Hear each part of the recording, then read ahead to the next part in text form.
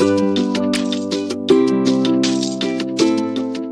entering a new product into an industry, starting a business, or even switching careers, Porter's 5 Forces model is a great way to get a thorough analysis and easily see where you're at risk. Before any big change, you need to ask yourself a few things like, what other products are available? Is it an easy market to enter? And what is the competition in the market? This is where a tool like Porter's 5 Forces is useful. It helps discover who has the most power in a specific situation. It can also show you if your product or service is likely to make a profit. This tool uses 5 forces to determine competitive power. These forces are buyer power, supplier power, threat of substitute products or services, threat of new entrants, and rivalry among existing competitors. Any of these forces can work either for or against you, so it's important to fully analyze all of them. Let's work through each force individually and give some examples of where each force has high and low effects.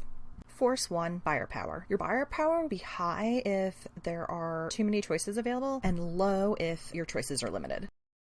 For example, in the airline industry, buyer power is high. There are many different airlines to choose from, and travelers can compare prices online very easily.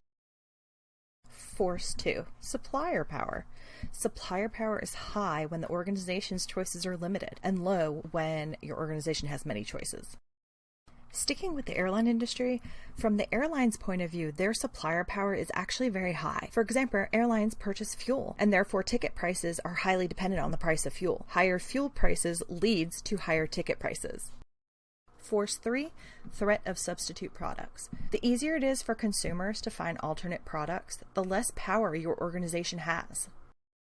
For example, how easy is it for your traveler to drive to their destination? Well, if they're trying to get to Hawaii, not very easy. This means that those travelers have little alternates other than flying.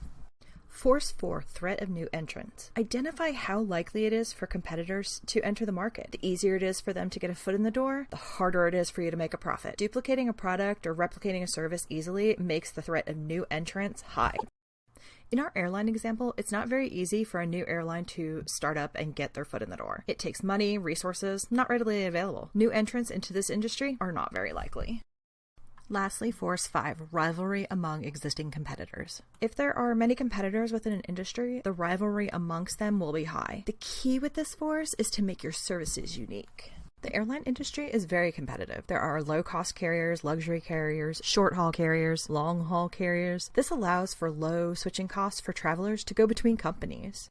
Once you've completed a 5 Forces analysis, you'll be able to see clearly where you're at risk so that you can overcome any obstacle. And if you're thinking about entering a new market, you can see very quickly how profitable you're likely to be.